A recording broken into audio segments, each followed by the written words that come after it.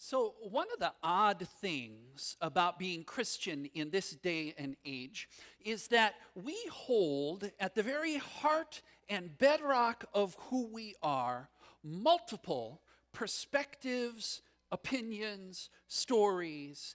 We hold this at the core of who we are, and that's an odd thing in today's day and age, especially in our culture. In our culture, we have entire industries that have risen up to give us the ability to click unsubscribe, block this, ignore that, choose our own avenues of information so that ideas and perspectives and opinions and facts that leave us uncomfortable, we don't have to face those. But as Christians, we have this very strange thing that at the core of who we are, right at the heart and bedrock, we have a collection of different stories and perspectives and opinions. We call them Matthew, Mark, Luke, and John. The four Gospels, which are all of them written by different people at different times, for different communities, for different purposes, and all of them have different collections of sayings, teachings, and events that present Jesus from a different perspective. And this is what gives our faith life. This is what provides our faith and experience of Jesus its richness, because we have these different perspectives: Matthew, Mark, Luke, and John. Now, we don't get to unsubscribe to one or the other, because all of them are what together give us that rich perspective. So that maybe I love Mark, but I also need, when I'm drifting that direction, I also need John, who's presenting a different perspective. It does give us also this very interesting tool as we are reading about Jesus to notice the stories and events and teachings that show up in all four, that are important enough that they appear in all four Gospels. We might want to sit up and take notice. Because what that says is this is one of those bedrock moments that we ought to pay attention to, because they are one of the fundamental things about Jesus. And that's where we are today. We have Jesus feeding the multitude. And we're familiar with it as feeding the 5,000, feeding the 4,000, feeding the 15,000. Today it's John's version, and we hear in this story some of the basics, and then also sort of John's little, his own little style in it. And it's the basics that we're familiar with, of a crowd gathered around Jesus, usually out in a deserted place.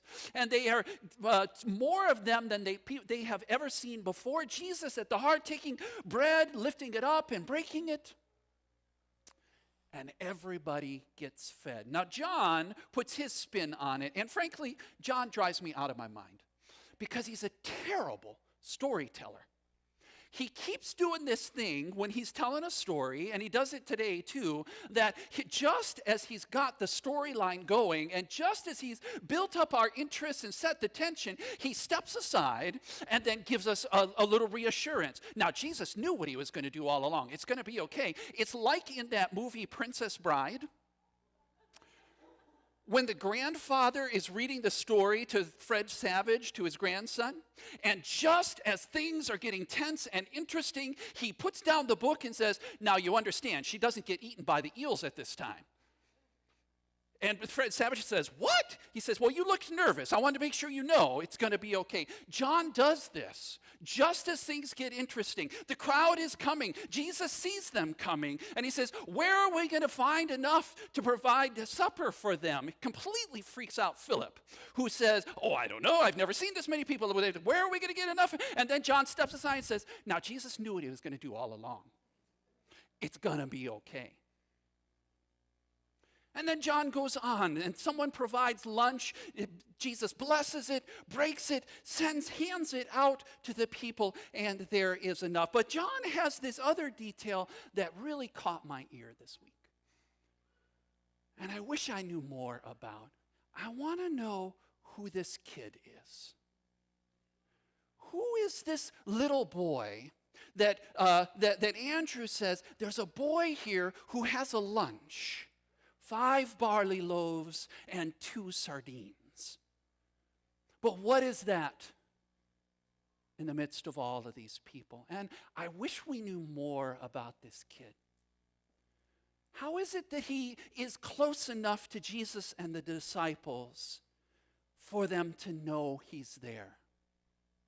Did he offer, or did they see that he had wrapped up in a little cloth something for lunch?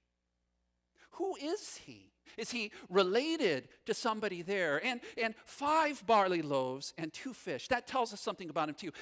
Barley loaves, think dinner rolls made out of that really coarse barley stuff. That's poor people's food. And we have these hints that 2 of those barley rolls was considered sufficient for lunch for one person. And he has 5, so he's carrying lunch for 2.5. So I also want to know, who else's lunch is he carrying? Is he there with mom as one of the disciples? Older brother? Is it a couple of them there that were planning to have a light lunch? And how did they feel when this little boy offered their lunch to Jesus? Were they proud?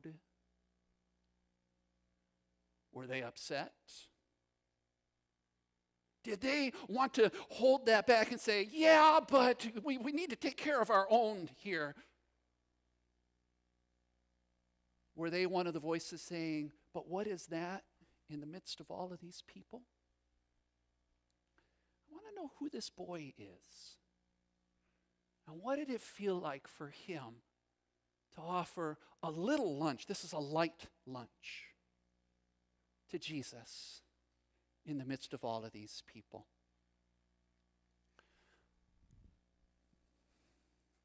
Well, we don't know. What we do know is that by offering what they had, even though it seemed like it would never, ever be enough, when we give ourselves to Jesus, he does things with us that we would never imagine. And when Jesus is there, it's always enough. Jesus blesses and breaks and hands out to the people, and it is enough. And of course, that's the miracle here. It's not the multiplying, but it's that when Jesus is there, it's enough. These are peasants. They live at that level, at that line of life and death. And to have a meal where they could eat as much as they want and have some left over, that never happens. But when Jesus is there, it is enough. 12 baskets left over.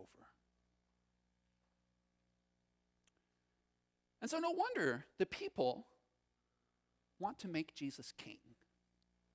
And it's interesting, it says they want to come and make him king by force. We're going to force you to rule over us. But think about that.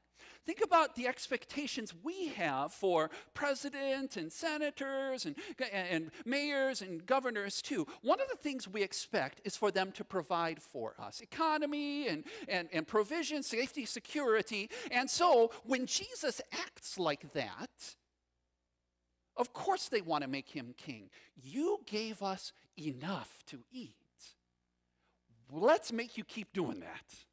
Let's make sure you can keep providing for us. And so, of course, they want to make him king. It's what the disciples do in the boat, too. When they're out in the storm and the wind and the waves are crashing, they want to desperately to drag him in the boat with them to keep them safe. And in both cases, Jesus says no. He says, I've got something better in mind. No to their political aspirations. No to their vision of how a king should be. No to blessing the way things are as the way to get to where they ought to be. No to their lack of imagination. and no to their upside down view of the world about what blessing means and God's vision. No to their desire to avoid the hard work of justice and peace. He says, I have something better. With the disciples, same thing too. He says, no to your desire to play it safe. No to limiting yourself to this little boat. And no to what you think you know about me. John puts the name of God on Jesus' lips. I am. Do not be afraid. So when we encounter stories like this, familiar stories that show up all over, they do two things for us. One is we look closely because they tell us something about Jesus. Something that's bedrock about Jesus, and we dare not miss it. But stories like this are also important because they let us find ourselves. And so we hear stories like this of feeding the multitude and the boat that's out on the water and wonder, where am I? Often, we can think of ourselves as part of the crowd, sitting there on the grass, watching as Jesus is down over there doing something and then starting to hand things out. And if you're at the back of the crowd of 5,000 people and Jesus starts handing out the food way down there, you don't have a lot of expectations. Often we can easily imagine ourselves as the ones that Jesus is providing for. But what if we're the kid? What if we're the one with the lunch that we offer to Jesus and see what Jesus does with it? It might not feel like enough. We don't feel like enough. But when we give ourselves to Jesus, all of the things that we have and that we are that Jesus gave us in the first place, when we return those back into Jesus' hands, he does something with them that we would never expect. And with Jesus, it is always enough to provide abundant life for all. Jesus is that inbreaking of God's kingdom and God's reign that, as Ephesians said, is God's love that is too wide to get around, too tall to get over, too deep to get under, too long to make it beyond it. That is who Jesus is. What if we are the ones offering ourselves to Jesus? Can we imagine what Jesus might do with us in the midst of so many?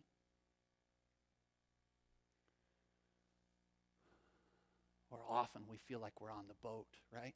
In the midst of those waves, with the wind blowing, in the midst of a storm that has us afraid, and it feels like we're being battered from side to side, constantly at risk of capsizing and sinking underneath what feels like it is out of control. Chaos, the sea, the waters of life. And so, like the disciples, we often want so desperately to drag Jesus into the boat with us. We need Jesus with us to keep us safe, keep us going, keep us afloat.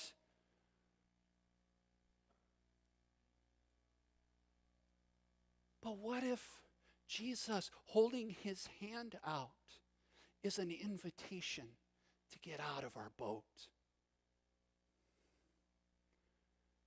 And he's inviting us to put our lives into his hand and step out to where he wants to go. Because I notice the disciples left without him. I don't know where they thought they were going. But what if Jesus, in turn, is saying, no, your boat is too small. I have something better. What if in the midst of the storms and waves and winds and rain of life, Jesus' hand is outstretched to invite us to follow, to go with him where he is going, inviting us to a creative adventure? What if instead of the ones who want to drag him into the boat with us? What if we're the ones entrusting ourselves to him to see where he's going?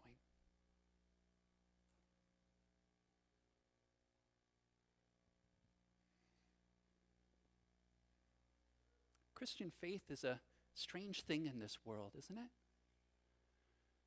Because in the midst of this world, at the heart of who we are, we have a collection of different viewpoints, perspectives, opinions.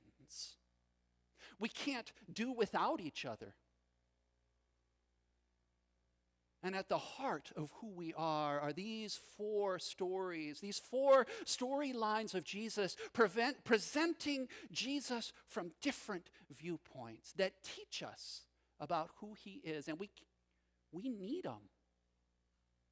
We need each other. Because they teach us who Jesus is. And they help us find ourselves. And they let us ask, where am I? Where are we in this story? Where are we going to find ourselves?